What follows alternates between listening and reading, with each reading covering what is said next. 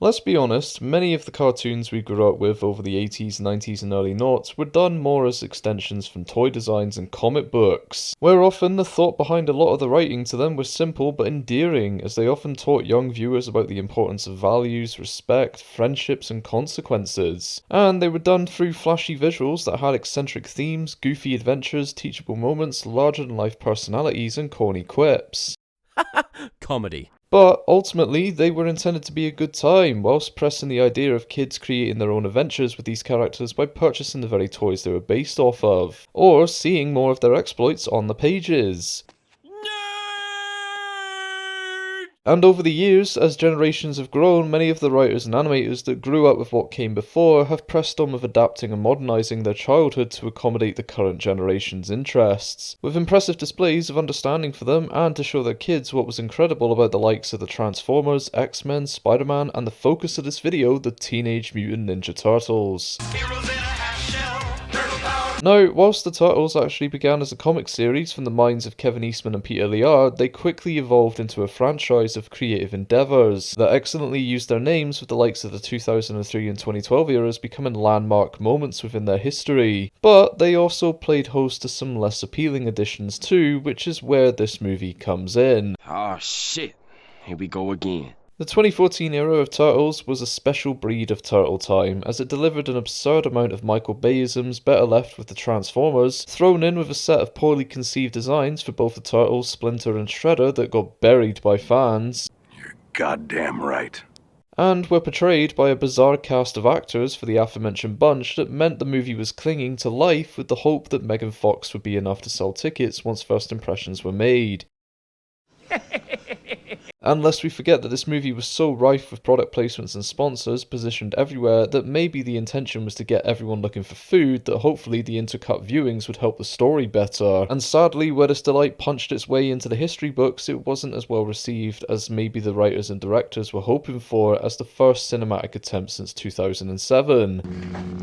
For the more civilized age. Now, before I get into my thoughts on this one, allow me to just give you a synopsis of the movie. It picks up with April O'Neil attempting to track down a story relating to crimes in the area that she believes to be the works of the Foot Clan, and after encountering a work in progress with the Foot that gets interrupted by a group of vigilantes, she runs to her boss with the feeling that this is the story of the century that the city needs to know, but gets shot down being labelled crazy. And after meeting with an old colleague of her late father's named Eric Sachs at a charity event she was covering, she later leaves and finds herself caught in a hostage crisis in the subways to lure out the vigilantes, who answer the call and make a quick exit after dispatching of the Foot to the rooftops, only for April to pursue them and discover that they are in fact 4 Teenage Mutant Ninja Turtles. Yeah, no shit, Sherlock! Who agree to leave her be after she tried to photograph them, and the boys return to the sewers where they are quizzed over their escapade by Master Splinter, who isn't too pleased about their leaving the lair. But after breaking them for answers, Splinter is made aware of who they came in contact with and becomes concerned, instructing the boys to find April and bring her back to them. Meanwhile, April realises that she knew the Turtles from their names, as years before now they belonged to her father and Eric Sachs, who was working on perfecting a mutagen for curing diseases that involved their blood for testing. However, the mutagen had a different effect on them and created the Turtles and Splinter as they are.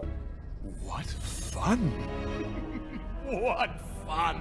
And shortly after this, she approaches Sachs over this discovery, who believes her but then runs away with the information to the Shredder, who demands that they find the Turtles and drain them for their blood to fund the medicine that people will need to cure a manufactured disease that they plan to disperse across New York. And as the boys bring April back to the lair, she tells them that she went to Sachs, who Splinter informs her betrayed her father and planned to use the mutagen for more nefarious means. So her father burned the laboratory down to stop the information getting out, whilst April saved them from the flames and returned them to the sewers. Then following this little reunion, the lair is attacked by Shredder's forces, with Leo, Mikey and Donnie being captured while Raph was presumed dead in the fight, but is quickly recovered by April, who finds Splinter severely injured from the struggle, but he instructs him to go and find the others and then come back for him. We then see April, Raph and Vern, who's one of April's friends, storm Sachs' estate to collect the others, which they achieve, but Sachs gets away with enough mutagen to kick off the first wave of recovery from their manufactured disease, and everyone heads to New York to finish this after discovering where the disease will be dispensed from. The Turtles press on to face the Shredder and stop it from spreading, while April and Vern confront Sachs, who reveals that he killed April's father. It all makes Makes sense now. Vern subdues him as April heads up to help the guys, but the distraction creates more work for them as part of the tower they're on collapses and the fight spills out, with them ultimately stopping the Shredder and destroying the mutagen extracted from them. And as we close on the gang disappearing, leaving the villains for the police custody, they all collect themselves, sending folks home happy, with everyone in a mutual state of contentment.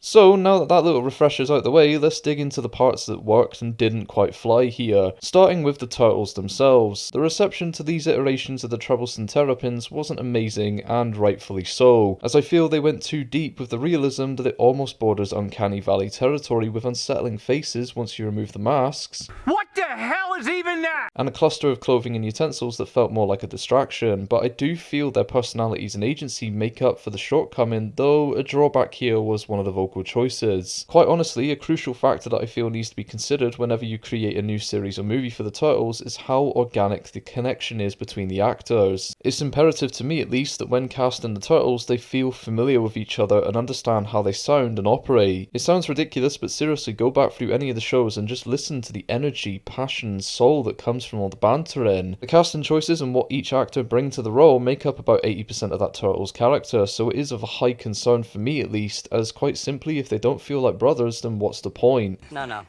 he's got a point. And while I feel these guys captured the spirit of the Turtles, the addition of Johnny Knoxville felt rather confusing, and for me personally, his voice just didn't quite hit with Leo. Leo has always had an authoritative, compassionate and commanding tone to him, with Michael Sinterniklaas providing the best interpretation of the character back in 2003, and Seth Green being a solid second. So compared to them, I just never felt convinced with his performance, particularly with Leo's design in this, presenting him as a more assertive individual. The combination just didn't quite get me. However, for as much as their agency was born from coincidence, that degree of writing meant that we got to understand the boys and see them flex in impressive fashion. No one turtle felt unimportant, with each of them able to provide a moment of levity, badassery and complexity, especially from Wrath. And overall, there's certainly a lot wrong with these guys, but thankfully the little quirks, nuances and tonal shifts within their portrayals for this adaptation work well, especially considering this is a fucking Michael Bay movie. Moving on though, Megan Fox would not have been my first choice for April. She does a respectable enough job with the role, but I think it's fair to say that she was brought in for something to look at given scenes like this. What are you doing? Yeah, that's good. And I would assume her relationship to Michael Bay after working on the Transformers movies would have had a hand in this casting as well. But surprisingly, the movie does a great job at giving a female character enough agency and power without exceeding their limitations, which is where the Turtles would step in. There is a balance to what April is capable of here, and while she's not Sarah Connor levels of involvement or support, it's not overpowered or underwhelming. She's nestled in that nice little sweet spot that a lot of writers could learn to apply to a female character in movies and shows these days. April was never that deep in the 80s shows to my memory, but don't quote me on that. However, from 2003 onwards, she's been presented as a more capable, intelligent, engaging and effective individual, often being brought in to support the group and eventually starts to learn from them for self-defense, but is balanced in the writing enough that she can offer aid to a point without feeling ridiculously competent that it removes any of the stakes from her character or defeats the protective relationship that the Turtles have with her. Perfectly balanced, as all things should be.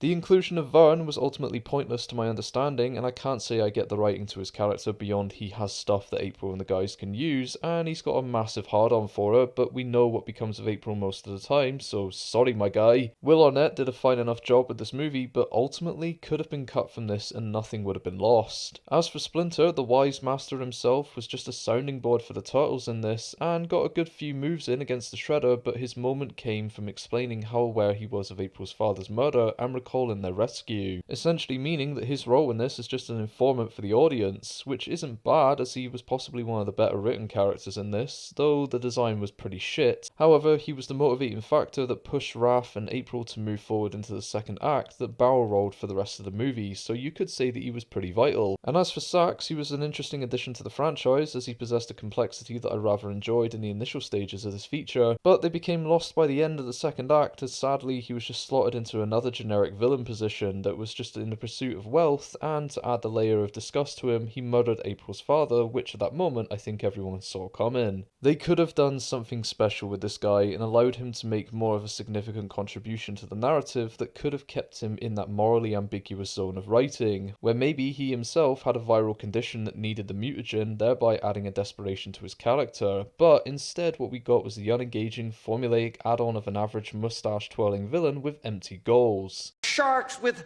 frickin' laser beams attached to their heads.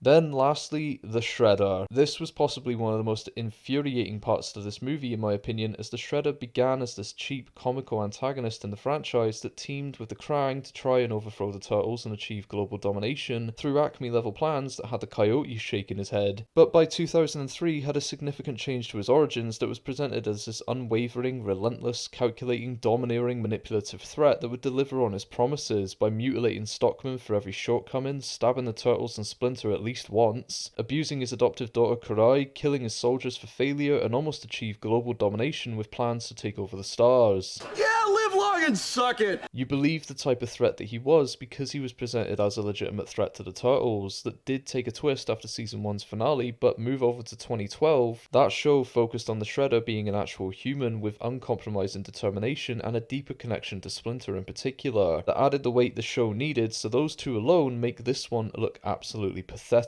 Not simply from an aesthetic point either. We never got to spend enough time with the Shredder in this, and his motivations are thinly covered with the same blanket personality as Sax, and when we finally see him unveiled, the suit does look ridiculous, and much of his backstory is ultimately never emphasized. There needs to be as much of a priority in establishing a villain in a plot as there is for choosing the right voices for the Turtles when it comes to this franchise, and sadly they let the side down. And unfortunately, all this adds up to is a confusing state of consistency that falls short of the coherent stories we've come to know from the Turtles, even when it tries to be one with attempts of looping everything back into itself, and gradually as it progresses, it loses itself and steadily devolves into the standard Michael Bayisms we've come to know over the years. And frankly, this was never going to win, as the styles, designs, and characterizations are not designed to fit his style. It felt more like the Turtles were just cosplaying in a Transformers movie, and there was literally nothing to distinguish them despite the fact that it's centered around 4 Teenage Mutant Ninja Turtles. And the final act in particular was a bit of a problem for me too, where even though it calls on specific moments that we saw the group go through throughout the movie, it lacked any cathartic feeling and resolution. The problem was left open-ended where you knew they wanted to greenlight a sequel, as we come back to a lot of this in a roundabout way next time, and the Shredder was just left for the cops. The Shredder I know would have disappeared and prepared to kick their asses from the shadows, and this unfortunately lends itself to the tonal disparity for Shredder throughout this, as he's supposed to be this menacing and grisly individual with efficient abilities that would have got him the win, but the Turtles only won because the script said so. He should have wiped the floor with them with how he was presented, not lost to a game of buck-buck. The movie was over-reliant on conveniences to push itself forward, which you could say just makes for lazy writing, and in a way it does, but I think reducing this down supports it somewhat as it gives the audience time to get to grips with the latest additions to the Turtle multiverse. But I don't want to close out on this with just negatives, so here are a few things I could see that worked in its favour. Each Turtle was offered a moment of strength, weakness, ferocity, and insecurity that felt aligned with what we know their template to be. The visuals of the fight sequences, whilst nauseating at points, were genuinely entertaining, with some creative ways to utilise the boys, and the pop culture references, while inundated now, worked with the humour in an extremely tacky way and won't hold up today, but it did get some chuckles out of me. And at the core, the movie feeds into the classic messaging that the Turtles are known for, as it tries to remind you that you can overcome greater challenges together, from learning teamwork, camaraderie, and humility, whilst emphasising the importance of family. And for all its contentious talking points, the movie is generally a good time if you don't think too far into it. Anyway, that's all I've got for this one. If you like what you saw here, be sure to leave a like and subscribe if you're new for more movies and show reviews like this, and until next time everyone, take care,